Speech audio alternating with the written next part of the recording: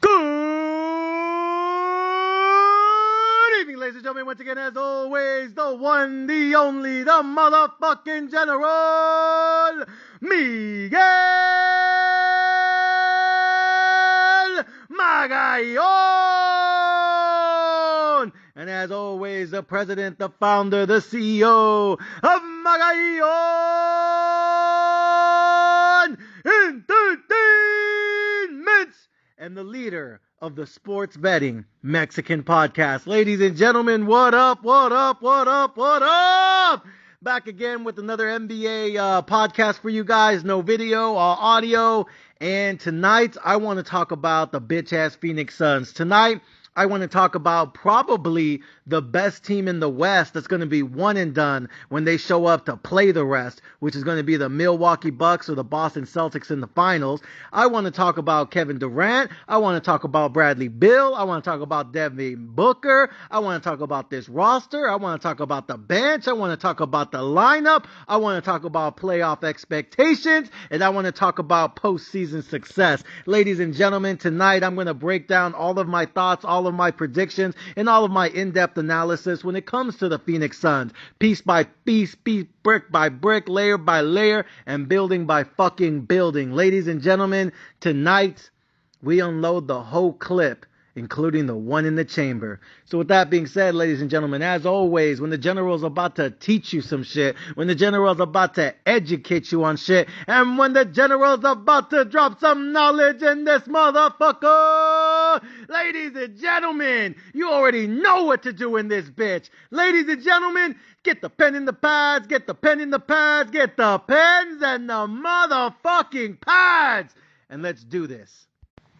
Alright, so Phoenix Suns. What are my expectations for the Phoenix Suns, and what do I look at as a sports betting overview for the Phoenix Suns this season? It's actually really easy. It's going to be really, really easy. You guys all right? Check this out. Check this out. Really fucking easy. This is all you have to do. Swear to God. I am going to take the Phoenix Suns to win the first quarter every single game this season. And the reason I'm going to take the Phoenix Suns to win the first quarter every single game this motherfucking season is because they have too much firepower. In games, and this is a big if, there's going to be asterisk, okay? In games where KD, Kevin Durant, Devin Booker, and Bradley Beal are all playing in games where all three of them are on the floor at the same time, it's too much offense. Particularly not just in the first half, but specifically in the first quarter of every game this season. Because most teams in the NBA right now have zero superstars. Think about this. How many superstars are in the NBA right now? Like legit superstars. Not all-star, not, pretty good. He's an okay player. Not maybe one day he'll make an all-star team. Nah. Fuck that shit. How many teams right now have a legitimate, ain't no question about it. It's undeniable, it's undisputable. How many teams this NBA season have a legit superstar? 5 teams? Maybe 6? Boston does. Milwaukee does. Lakers does. I mean, technically, LeBron's fucking old ass and old bald ass. And you got, Anthony Davis, AD, over there playing like a pussy the other night, like he always been. But whatever, we'll throw the Lakers. Denver, obviously, they got Jokic, the MVP, even though I'm a hater. You got Golden State, Steph Curry, Chef Curry, the man, the myth, the legend, greatest three-point shooter ever. You have the Clippers, when, Paul George and Kawhi Leonard actually fucking play together, right? A lot of asterisks everywhere. Luka, Dallas, right? When Kyrie's in his bag and Luka is, hitting from deep, right? I think Dallas has 2 quote-unquote superstars when they're at their A game and they actually want to show up to work and fucking play when, Kyrie's not protesting some shit. Again, another asterisk everywhere. Who else has a legit superstar in the West? We said Golden State. We said the Lakers. We said Denver. We said Dallas. Clippers, I guess. That's 5 teams in the West, 2 teams in the East. I'd say Miami. I mean, I don't know if I would qualify Jimmy Butler as a superstar. I think he's an overall, like all around good player, but I don't remember the last time he dropped 40 on anybody. That's just not his game. And they lost their entire starting backcourt in the offseason. So, they need someone to pick up the slack quick, fast, and in a hurry. So we'll see what happens with Miami. I'm not sure I can call Jimmy Butler an offensive, great player. I think he's just a good all-around player. So I'm not sure I would put Miami in that conversation. Joel Embiid, right there out there in Philly. But he's injured every other fucking game. His back hurts, his knee hurts, his pussy hurts. So he'll put up 41 game and then miss 2 straight games. So again, asterisk everywhere. That's really only about 5, 6 teams, maybe 7 that have a legit superstar. New Orleans, right? With, Zion Williamson when he's not out there eating a cheeseburger somewhere. Again, asterisks everywhere, Motherfucker's a beast when he's not pulling up to the drive-thru trying to go to Mickey D's. Again, he's a beast when he actually fucking puts the work together. So asterisks everywhere. So my point is, and then Phoenix, obviously. So my point is, how many teams actually have a legit superstar that can drop 40 almost everywhere, on anyone, anytime, any fucking where they feel like it, right? How many teams have a legit superstar, like, on that fucking level? Where you can say they're just as good as Giannis, they're just as good as KD, they're just as good as LeBron in his prime, Steph Curry in his prime, James Harden in his prime. How many guys, Luka right now entering his prime, how many guys are legit superstars right now in the league, right now, at any given time? Only like maybe 10, top 10.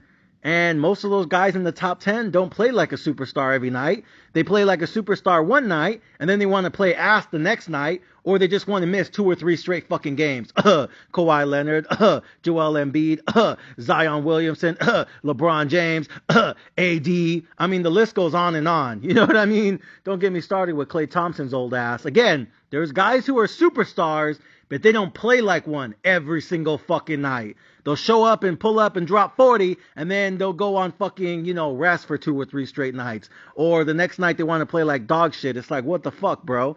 So they're not consistent with that superstar level contribution every single night. You know what I mean? Again, PG, Kawhi Leonard, the list goes on. Asterisks fucking everywhere. Kyrie when he's protesting somewhere. Again, it's always fucking something with these guys. So there's really only, in my opinion, 5 or 10 superstars in the league at any given time, and half of them don't play like a superstar every single fucking night. Some of them show up one game and then don't show up the next. It's just the way they are, right? You got to take the ups and the downs, I guess, if you're a GM somewhere. So my point is, Phoenix is going to play, all these other teams in the league, and these other teams in the league don't really have a superstar. Like, I'm going to pull this shit up right now while I'm recording this shit. And I'm going to run through every single team right now. And I want you guys to answer in your head, do you really think they have a superstar on their team right now? I'm not saying they don't have good players. I'm asking how many of these teams have a legit superstar right now, right? Because I'm going through it. Cleveland, Donovan Mitchell's not a superstar. Miami, Jimmy Butler, he's an overall good player. I guess you can call him a superstar. But again, they lost their entire backcourt this offseason, so we'll see. Orlando, nobody cares. Pacers, nobody cares. Charlotte, not really. Boston, they got a few. Toronto ain't been the same since Kawhi Leonard left. Milwaukee and Philly, absolutely. Detroit, not really. Brooklyn, not really. New York, kind of, sort of, not really. Atlanta, Trae Young's fucking little ass, not really. Chicago, I mean, they ain't been the same since fucking Lonzo Ball went down. DeMar DeRozan, he can cook sometimes, but he's not going to drop 40 every night. He has some games where he disappears too. Washington Wizards, I'm really bullish on Kuzma and Jordan Poole, but I think the rest of their team sucks ass. That's just the way it is. New Orleans, okay, Pelicans with Zion when he's not at a drive-thru. Dallas with Luka and Kyrie, yeah, when Kyrie's not protesting or has a bitch-ass attitude. Denver, absolutely. Clippers, absolutely. OKC, maybe not really. Sacramento, they got some good pieces, but I don't consider De'Aaron Fox a superstar. I think he's coming up. I think he's a star. I don't know if I put him superstar, maybe. Phoenix, yes. Lakers, yes. And then after that, it's a bunch of not reallys. Minnesota, not really. Portland, hell no. San Antonio, one day in the future, Wembanyama will be. Memphis, John Morant's gone for the first 25 games of the season, so that's a no-go. Golden State, absolutely. Utah, no. Houston, no. So really, most of the teams in the league don't have a superstar on their roster right now. So what's going to happen, in my opinion, is the Phoenix Suns are going to roll through a bunch of teams because when they have both Bradley Beal, Devin Booker, and Kevin Durant all on the floor at the same time together, the game spread's probably going to be minus 15. The first half spread's probably going to be minus 10.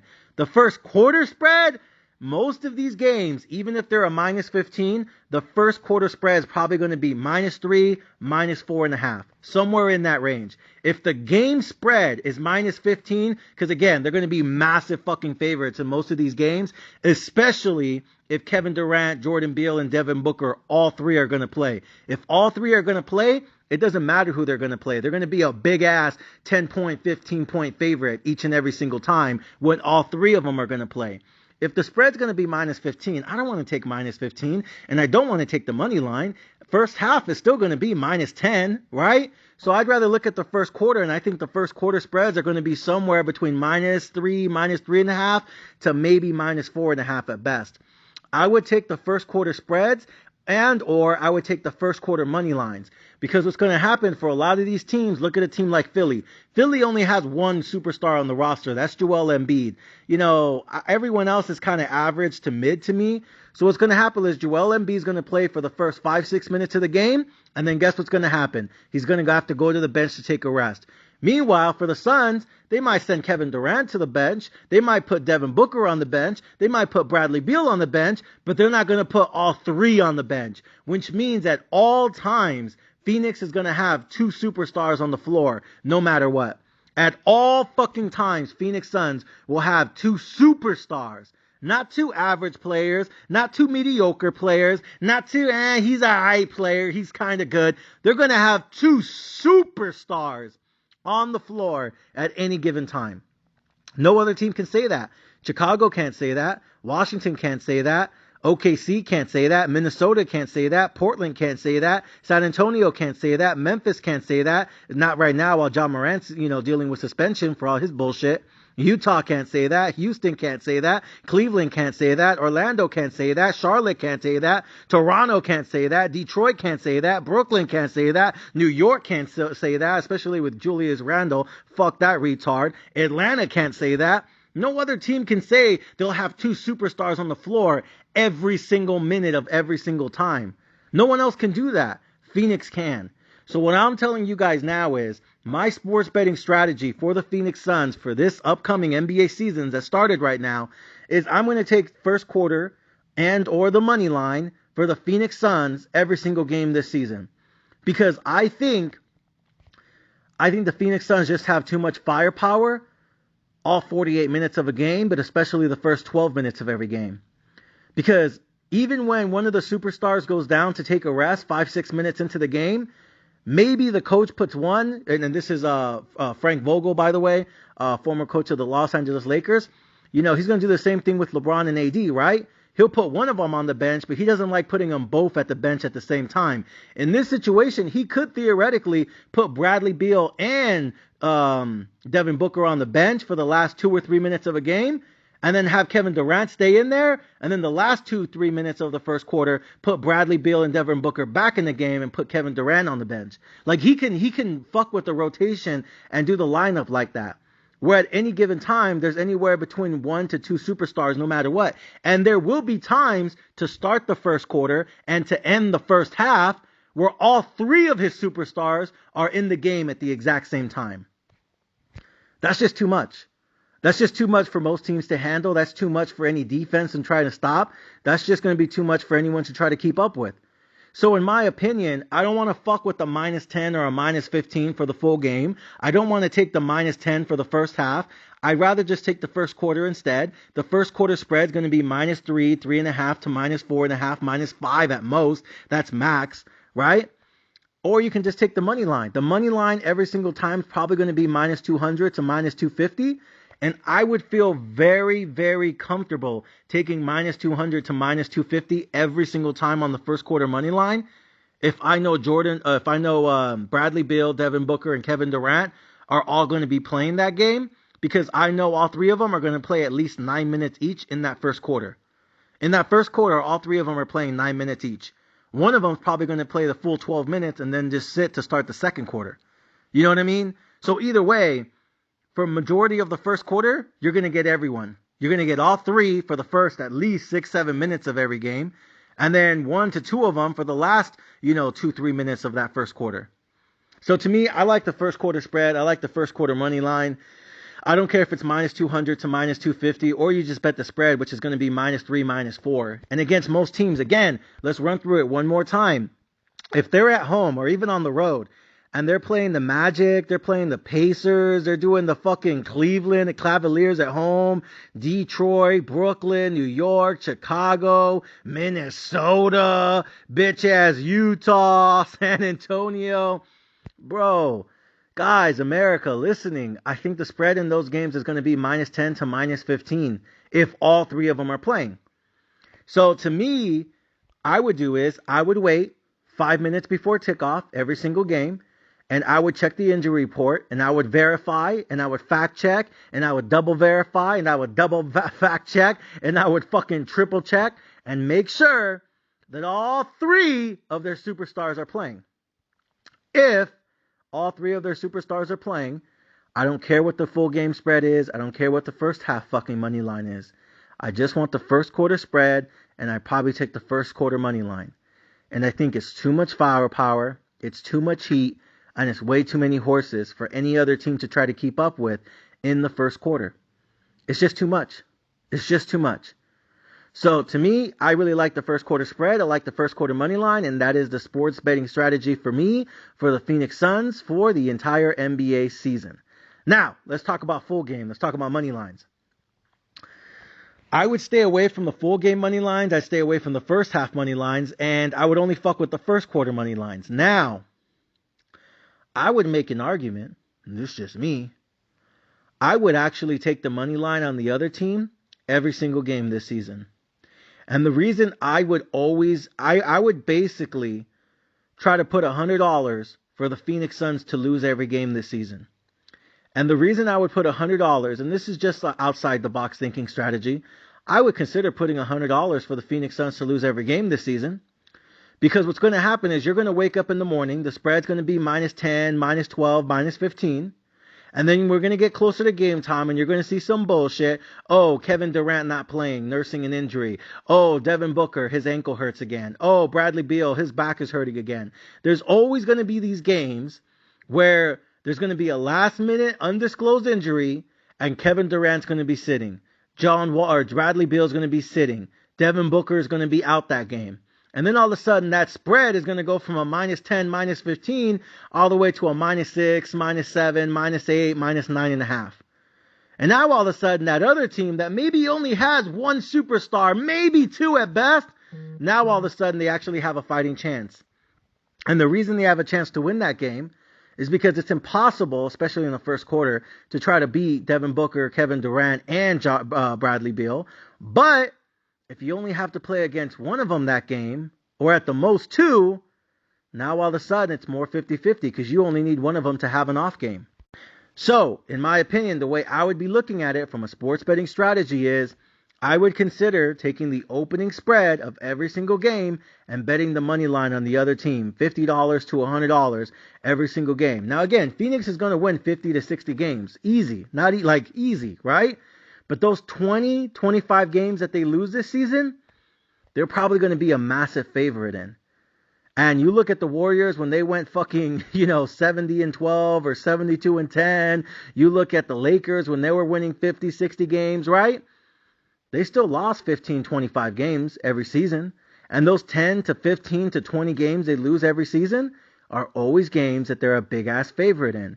And the other team was always a plus 200, plus 300, plus 400, plus 500 underdog in that game. So if all you do is just put $50 to $100 and bet them to lose every game, you're probably going to lose 75% of your tickets. But those 25% of your tickets that end up cashing, because they'll probably just lose 15, 25 games this season, and mostly because dudes are sitting because of quote-unquote injuries. Those 15, 25 tickets that you do cash this season are all going to be for plus 200, plus 300, plus 400, plus 500 on the money line.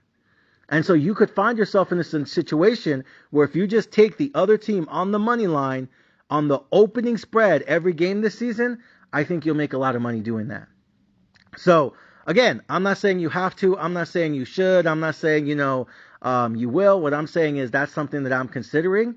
I haven't done it yet because I really love the Phoenix Suns going against, who was it the other night? It was Phoenix going at Golden State. They only had two superstars playing that game, which was Devin Booker and Kevin Durant. But the Warriors were missing Draymond Green, and Klay Thompson is old as hell. He looks washed to me. Chris Paul can't hit a fucking jumper anymore. I just really like the Phoenix Suns on opening day, and that ticket ended up winning for me. Now, I ended up losing the other game. Actually, no.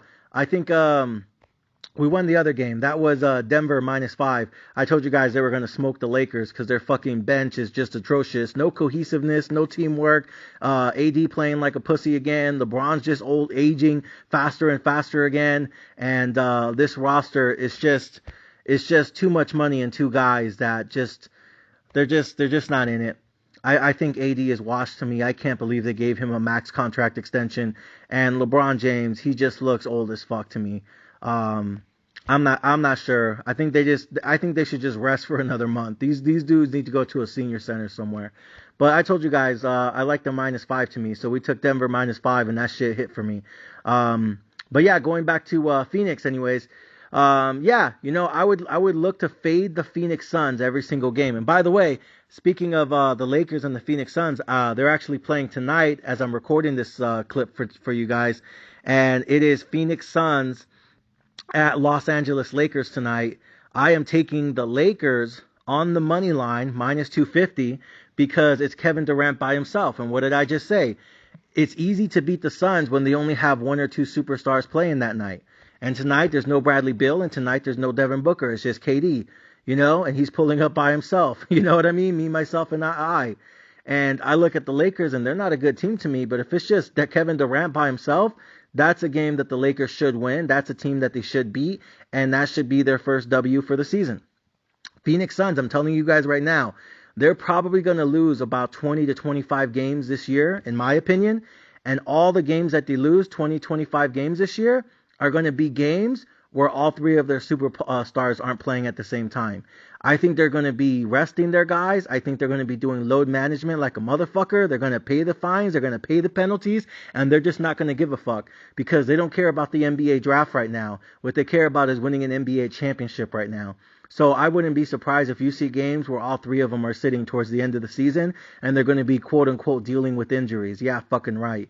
But again, they don't care if you dock them draft picks because they traded away all their draft picks. They don't care about the NBA draft right now. They care about winning a championship. So there's nothing the league can really do them. I mean, you can find the money, but they're making so much money right now on jersey sales and ticket sales and fucking, VIP passes. They're making so much fucking bread, so much fucking dinero, so much fucking moolah right now. You think they care about a $10 million penalty or two? Fuck no. They could wipe their ass with that money. That team's probably printing billions right now in ticket sales. Get the fuck out of here. So anyways, I think the Phoenix Suns will be resting their players, and they're going to say it's because they're quote-unquote dealing with injuries. They're not going to call it load management. They're going to call it dealing with injuries, And so I think there's going to be a lot of games where these superstars miss. And because of that, those are going to be games that they lose. I think in games where all three of their superstars are playing at the same time, they're probably going to go undefeated. But I think they're only going to have 45 to 55 games where all three of them are playing at the same time. And I think they probably go 45-0, 50-0, or 55-0. Hell, they might even go 60-0. But in games where it's just two of them or only one of them, like it is tonight in LA, Kevin Durant by himself pulling up to Staples Center, guess what? In those type of games, they're probably going to go like fucking 2-18 or 3-17 or 5-15. Those are going to be their 10 to 15 losses. Those are going to be their 20-25 losses, right? Now, I'm not saying they're going to miss all the fucking games. What I'm saying is, I think there's probably only going to be 55 to 60 games where all three of their superstars are playing in those games. So far, none of them have actually played together at the same time, right? Because again, you look at that. Oh, excuse me. Sorry about that. Just got an emergency phone call while I was recording this clip. Had a guy had to talk to me. So my bad, America. My bad. Where was I? Emergency phone call. Sometimes they happen in the middle of recording. Am I right? Sometimes shit happens. All right, my bad. Trying to pick up where I left off at. Oh yeah, going back to their record. Yeah, I think the big three, right? Kind of like Boston Celtics back in the day with KG and Paul Pierce and Ray Allen. You know what I mean? Back in the day. I think it's going to be a similar type of record. I think when all three of the big three are playing and all three of them are there playing together, I think they're going to be damn near unstoppable. They're going to go something stupid like 60-0, 50-0, or 55-2, 55-1. It's going to be ridiculous. It's going to be insane. It's going to be stupid. It reminds me of when KD joined the Warriors. I remember when KD joined the Warriors, they had like a record of what is the Golden State Warriors record when KD, Steph Curry, and Klay Thompson were all playing together. And they had a stupid ass record of like 72-3 or 72-1. But most of their losses came when, guess what?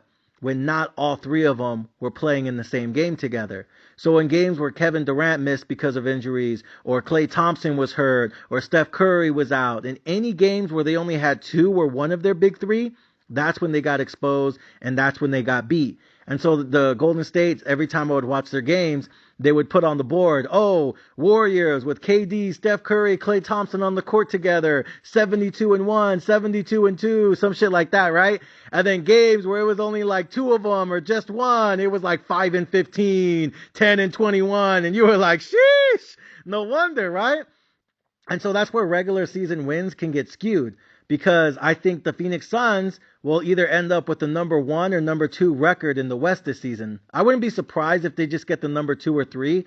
And the reason I don't think they get the number 1 record is because I think Bradley Beal, Kevin Durant, and Devin Booker, and possibly Nurkic, all four of them dealing with fucking major injuries throughout their careers, there's going to be games that they're going to miss this year because of injuries or because of load management or because of some fucking bullshit going on in the fucking season. And so I don't remember the last time Kevin Durant played all 82 games in the season. I don't think Devin Booker has ever played all 82 games in the season. And Bradley Beal, he's missed 20 or more games every season for the last 5 seasons. So let me say it again. Kevin Durant hasn't played a full season in over 5 years. Devin Booker has never played all 82 games in the year. And Bradley Beal has missed 20 or more games each of the past 5 years. These motherfuckers stay dealing with injuries. They stay saying they pussy hurt. It's always fucking something with these putos. So you really think all three of them are going to play all 82 games this year? Oh, they can't. One of them already missed the season opener. That was Bradley Beal. Now tonight in the second game is Devin Booker and Bradley Beal. I mean, sheesh. So what I'm saying is, in games where all three of them play together, it's going to be just like the fucking Golden State Warriors. They're going to go something stupid like fucking 75-1, or you know what I mean? Or 60-5, or 55-3. It's going to be some 95% win percentage when all three of them are on the floor together.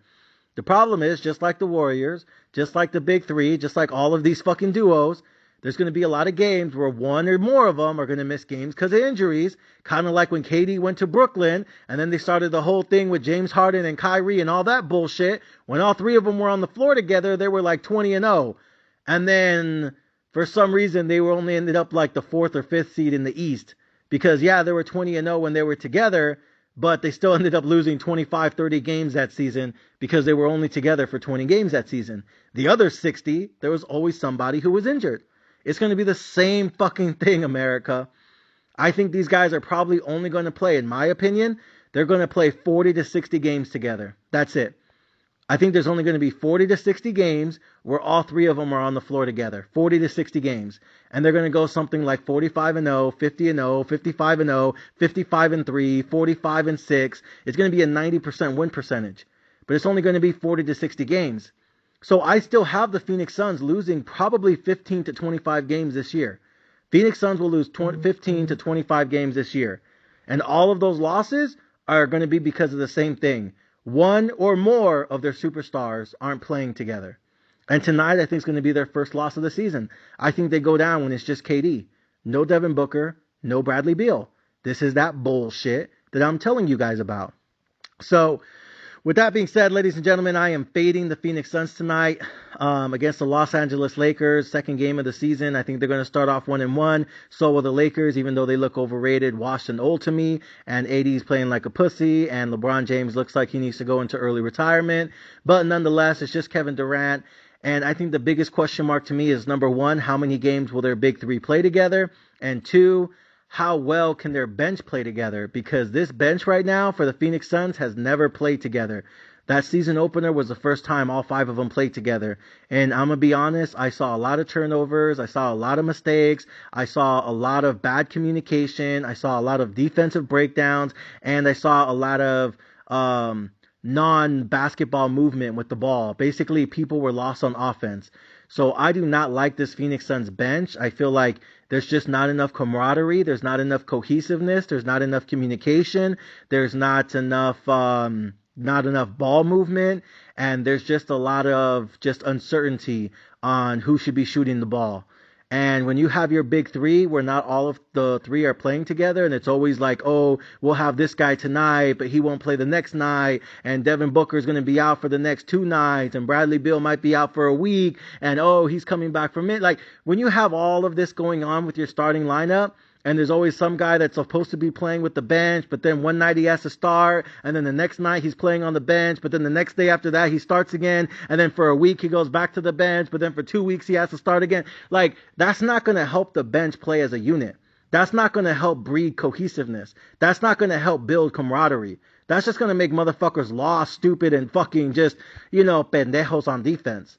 So that season opener, again, the main thing I was looking at on the season opener, I had no questions with Devin Booker. I had no questions about Kevin Durant. I know what KD can do. KD was pulling up from 3. Devin Booker was out there giving it to fucking Klay Thompson, right? He was showing him who's in his prime and who's not. KD was showing the world he's still that fucking finals MVP. I had no questions about their starting unit. I saw Nurkic being a big body in the paint. No Draymond Green. Looney looked soft to me. I get it. I saw it. Grayson Allen, again, plays great on-ball defense, and all he did is just sit there and wait for the corner 3. I have no questions, 0 questions, right? No uncertainty about their offense when the starting 5 unit.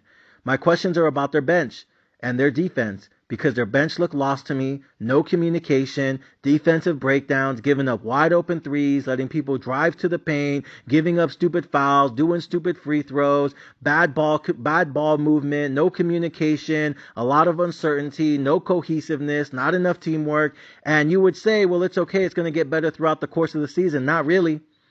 Because throughout the course of the season, the bench isn't going to actually get to play together, because 1 or 2 of them are going to have to move to the starting unit when those superstars, those big 3, aren't always playing every game together. And so one of them will go to the starting unit one game, and then the next game it'll be another one that goes from the bench to the starting unit, then a starter goes to the bench. It's going to be like playing Tetris all season long. So the bench, that second unit, will never get to actually develop chemistry, develop cohesiveness, and play as a fucking unit. Because there's always going to be one of them that are getting basically bumped up and down from the starting, 5. So to me, I just have a lot of question marks about their bench. And I think that's going to be important when it comes to playoff times. But other than that, I think that's how this thing's going to play out. I think the Phoenix Suns are going to go something like 40-0, 50-0, 55-5, 46-9, 70-2. It's going to be some stupid 90% win percentage, 55-6, some shit like that, when all 3 of their big 3 are playing together. But I think all 15 to 25 of their losses, maybe 30, again, depending how many games they miss because of injury. And I'll reiterate it, Devin Booker has never played all 82 games in a season in his entire career. He's been in the league like fucking 9 years. He's never played all 82 games. Kevin Durant, he hasn't played a full season in over 5 years. And then you have Bradley Beal, who's missed 20 games or more each of the last 5 years. So you look at it from that perspective, and Bradley Beal's already going to miss the first 2 games of the opening season. Devin Booker's already missing the second game. I mean, you fucking got to be kidding me. So I have him losing to the Lakers tonight, but more, big picture, more broadly, I think Bradley Beal's probably going to miss another 20 games this season. He's missed 20 games or more each of the last 5 seasons because of injury. Devin Booker has never played all 82 games in a season in his entire fucking career. Here we go, second game of the year, already dealing with an ankle injury. And then Kevin Durant, he hasn't played all 82 games in over 5 years since, that ACL injury. So I think all of these guys are going to miss anywhere between 10 to 20 to maybe 30 games each. Who knows? I think Bradley Beal's going to, again, miss 20 games or more. Because he's missed 20 games or more each of the last 5 seasons. He's already going to miss the first 2 of the opening season. He's not going to play the next 80 games in a row. So I think Bradley Beal's probably going to miss 20 games this season. I think Devin Booker's probably going to miss 10 to 15 games this season. And I think Kevin Durant will also miss 10 to 15 games this season.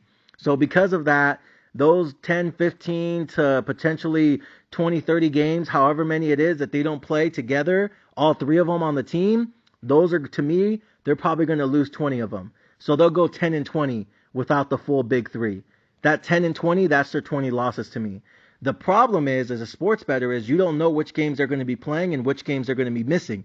So that's why I say before the lineups come out, before the injury report is released, before all the fucking, rumors get out there, I would take the early line, the early NBA opening money line, first thing every fucking morning as soon as you wake up and brush your teeth, and I would be looking, okay, do the Phoenix Suns play today? Okay, who are they playing? Oh, the Chicago Bulls, the Toronto Raptors, the bitch-ass Cleveland fucking Cavaliers. Oh, what's the spread? -12 at home, -10 on the road? Hell yeah. Give me the fucking Cavaliers. Give me the fucking Pistons. Give me the Chi-Town boys. Give me fucking Houston. Who cares? Because what's going to happen is, you're going to get closer and closer to fucking game time, closer and closer to that tip-off. Oh, breaking news alert, Bradley Beal out for the next 2 weeks. Oh, shit, Kevin Durant dealing with a back injury. Oh, shit, Devin Booker, once again, a fucking ankle injury. It's always going to be something with these motherfuckers, and you're not going to find out until right before the game starts. So that's why I said, Monday, as soon as you wake up in the morning, take a shower, take a piss, brush your teeth, and boom, take the other team on the money line each and every single game this season for $50 to $100. They're going to win about 75% of their games, but that 20, 25 games they lose this season, again, they probably go 10 and 20 without the big 3.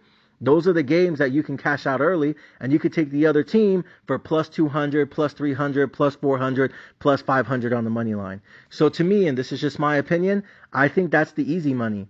I would not take them on a fucking -15 money line, -10 point money line. Because that shit's going to be like -500, -1,000, -2,000. And then 5 minutes before tip-off, oh, no KD, no Kevin Durant. Oh, Bradley Beal dealing with the back injury. Oh, Devin Booker, his ankle hurts again. Oh, bro, you serious? Now all of a sudden the line goes from -15 to -9, from -9 to -7. And you're like, fuck, I should have just waited and I would have got a better line. Meanwhile, the other team's like, hell yeah, Kevin Durant's not playing tonight. Hell yeah, they ain't got Devin Booker tonight. Hell yeah, Bradley Beal's still dealing with a 2-week injury. Ah, shit, time to fucking dunk on these hoes. And that's where they're going to get their fucking confidence from. Teams are going to play with confidence against the Phoenix Suns if they see those fucking injuries. Because then they're going to be like, oh shit, their backups ain't got nothing on me. And all of a sudden they're going to get big-headed and start flying around and playing good defense and, acting like they're the shit again because they're playing a bunch of fucking backups from the Phoenix Suns. And now all of a sudden they think they're the fucking NBA champs and shit. You know how that shit be, right? So that's what I see happening. That would be my outside-the-box thinking strategy, is to bet the Phoenix Suns to lose every single game this season. They're going to win at least 50 to 60, but those 20, 25 games they lose because of injuries or because of load management or because of some pussy shit, some bullshit shit, those last minute fucking healthy scratch. Again, it's not load management. No, he's dealing with a fucking foot injury, right? You know how that shit be. That's the shit right there where you can have a shot to cash out a plus 400, plus 500 on that money line shit. And even if you only win 10, 15 tickets this season, maybe up to 25, guess what? They're all going to be for plus fucking 500, that is. And that's where you can make a fuck ton of money this season. Other than that, the main strategy would just be to wait till right before the game starts and wait until you get verification that all three of them are playing and none of them are dealing with injury. If one or more of them are out, it's a stay away game. If all three or more of them are in, then that's the game where you take them on the first quarter spread or the first quarter money line. Because to me, the first quarter spread is too easy. -3, -4, -4.5. If the game spread is -15, the first quarter is going to be -3, -4, -5. Boom. All three of them are on the game. Boom. All three of them playing 9 minutes or more. Boom. All three of them are ready to fucking go and fully healthy. To me, that's the easy money. So that's how I would play it. I would bet them every morning and fade them every morning, and I would bet them every quarter and wait 5 minutes before tip-off every fucking game day. So that's the strategy, America. That's how I'm looking at it. That's how I'm thinking about it. Those are two ways to play it. Either one, just wait 5 minutes before tip-off every game. Verify all three of them are playing. Otherwise, it's a stay-away game for me. And just bet them on the first quarter money line, first quarter spread. To me, I'd probably do both. I don't mind -200, -250. If I for sure have Kevin Durant, for sure have Devin Booker, and for sure have Bradley Beal playing for me, I don't mind taking -200 on the first quarter money line. But I also don't mind taking a -3.5 in the first quarter. It's just too much fucking firepower for me. It's easy. They're probably going to score 40 that first quarter. But that's only going to be for those fucking 40, 50, 60 games, if that all three of them are playing in. Again, Bradley Beal's already going to miss the first 2 games of the season. He's missed 20 games or more each of the last 5 seasons. Devin Booker in his career has never played all 82 games in a season. And KD fucking always fucking hurt every season. So, ladies and gentlemen, that's the strategy. That's the mind shit. That's the philosophy. Thank you guys for listening.